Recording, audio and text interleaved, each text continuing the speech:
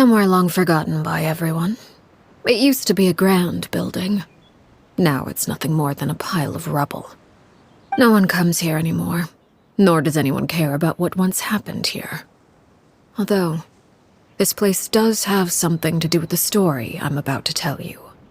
It was before I became a harbinger, and before Linny and the others joined the House of the Hearth. Due to certain events, I first killed Clervie and then her mother.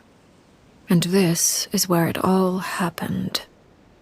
You were the one that killed Clervie? Patience now. Allow me to explain Clervie's side of the story first. I'll start from the beginning. Clervie was 6 years old when she was brought by her mother, Crucibina, to live in the House of the Hearth. From the outside, it seemed like a fairy tale. A thriving family made up of kind adults and friendly children. Crucibina was the Knave at that time, and the House of the Hearth was under her control. She was Clervie's mother by blood, but she was also the mother to all the children in the house. Clervie was happy here, for a time. But she quickly realized that being part of this family wasn't a fairy tale at all. It was a kind of purgatory. Purgatory? Exactly. The House of the Hearth takes in war orphans from all over Teyvat. But as for how to raise them, that depends entirely on the person in charge. Crucibina came up with a novel idea. She would teach the children to fight, force them to duel each other, and then crown as the king of the house the child who proved themselves most worthy of inheriting her title. It's difficult to estimate the number of children who died or were maimed in the process. There's little I can say about the ones who died.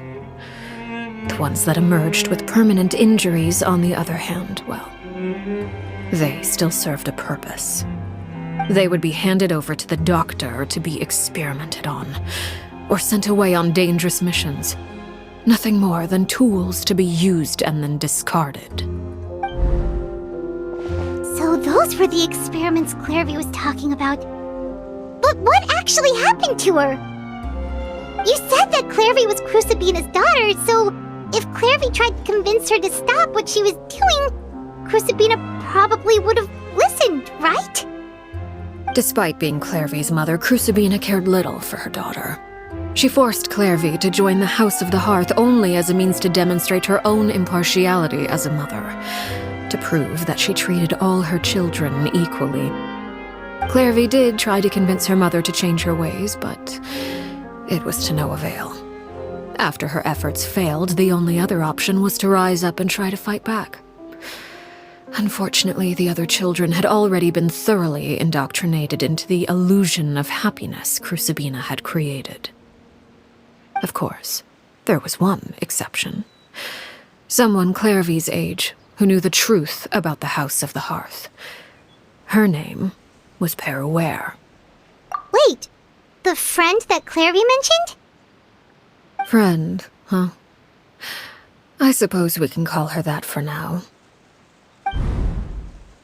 Clervie was a cheerful and passionate person with a tenacious spirit. Peruere, on the other hand, was rather cold-blooded. Her cold-blooded nature allowed her to see through Crucibina's facade. Yet, it was also this cold-bloodedness that prevented her from acting against it. At least at first. While Clervie longed for freedom, Peruere was convinced that, amid all the fighting and violence, she would make it until the end. Despite their differences, the two became fast friends, united by their knowledge of the truth. Clervie told Peruere that she hoped to create a real family, where no one would be killed or sacrificed. There may have been a certain naivete to her ideas, but Clervie proved her determination many times over.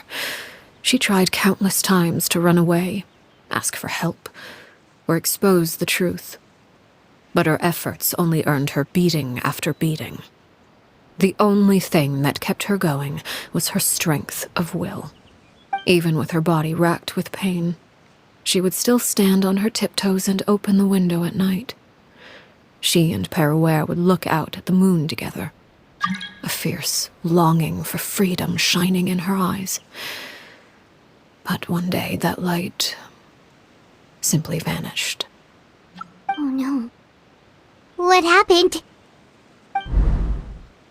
Her hopelessness resulted from a culmination of things. 10 years had passed. 10 years worth of failure after failure. She and Peruere weren't children anymore, but finding any chance to escape still seemed as hopeless as ever. It was during this time that Peruere suggested a new plan. If escaping was out of the question, why not take down the very person sitting on top of this throne of lies? Mother herself. Clervie rejected that proposal. She claimed that, as a famous harbinger, Crucibina possessed an unimaginable amount of power. Trying to kill her would have an incredibly low chance of success. Clervie never gave another reason, but Peruere could see it written all over her face. Clervie still thought of Crucibina as her mother. Killing her own flesh and blood was a line she couldn't bring herself to cross. If she couldn't escape and fight back, then only one option remained. Precisely. Death was the only way that she felt she could be free. It happened during a duel. When she arrived at the dueling ring that day, her partner turned out to be none other than Peruere, the very person that had stood by her side all those years. It was a fierce battle. But ultimately, Clervie decided to let Peruere end her life. From that moment on, Peruere's journey was one written in flames. When the rain finally came and washed it all away, there she stood, the sole victor in Mother's endless game of slaughter, a trail of corpses strewn across her path to success. It was the very result she had predicted 10 years prior. Even then, she believed she would make it until the end. She wasn't surprised by the fact that she emerged as Mother's undisputed heir. Rather, her success left her with an inexplicable sense of restlessness. She was unsettled, and there was only one thing that could quell that sensation. Perhaps you two would like to take a guess as to what it was? Crucibina, you mean? But... Correct. This is the place where Peruere killed her best friend. A mere year later, this is also the place where she fought tooth and nail to kill the mother they shared.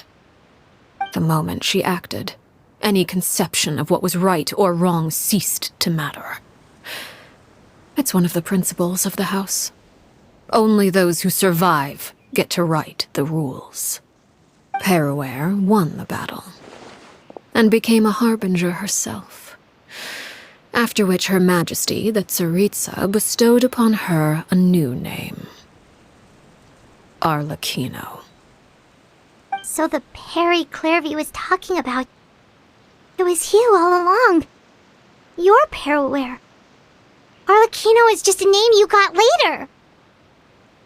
I left that name behind long ago. I must say, hearing it now does bring back memories. After I defeated Crucibina, the moniker of Mother died with her.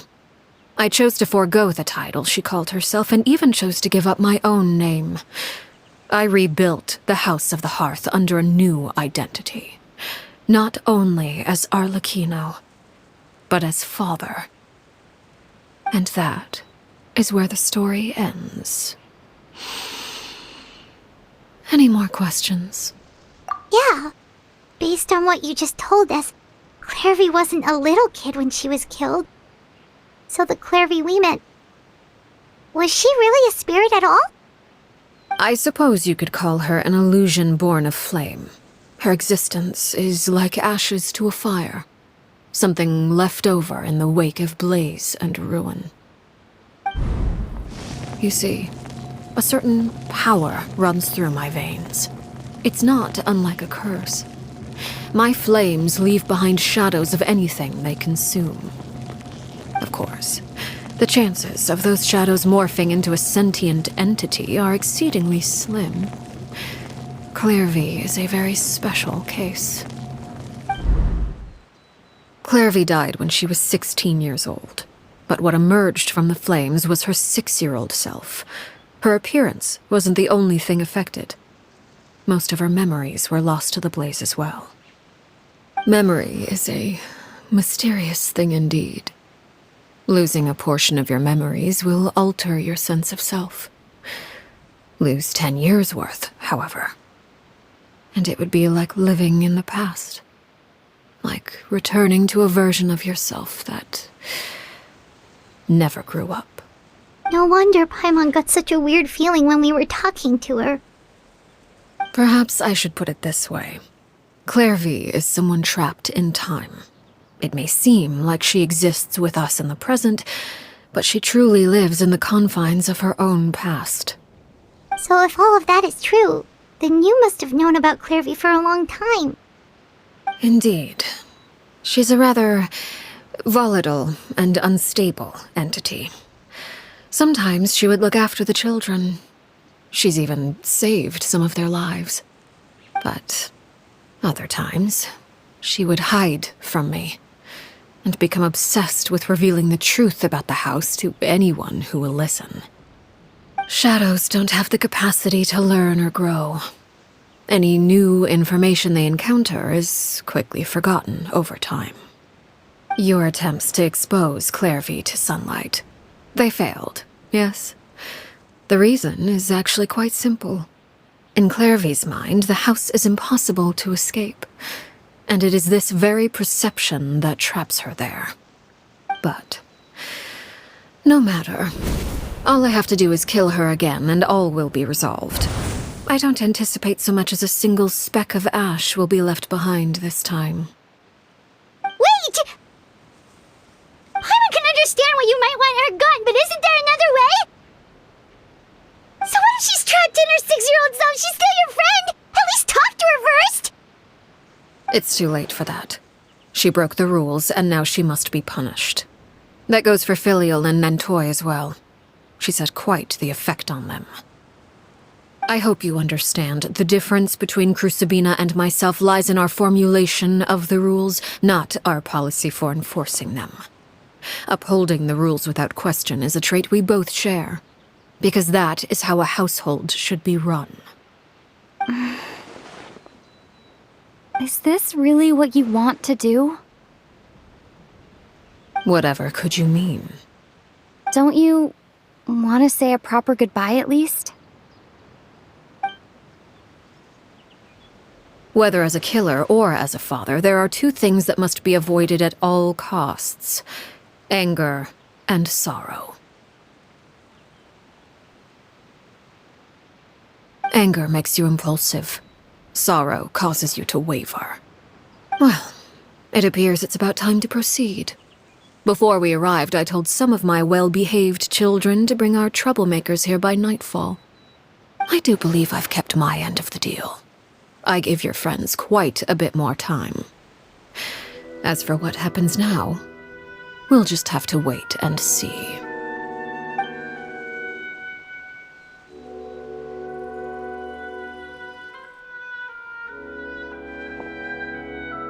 Here they are, Father. You gonna execute him? Seeing something like that would actually be a first for me. Lenny! I'm sorry. I heard about how you helped buy us more time. But I still failed. I couldn't find a way to fulfill her wish. Huh? Are you... Perry? Indeed, it's been a while, Clervie. Perry! Shh, stay right there. I'm sorry to postpone our reunion, but first I believe certain scores need settling.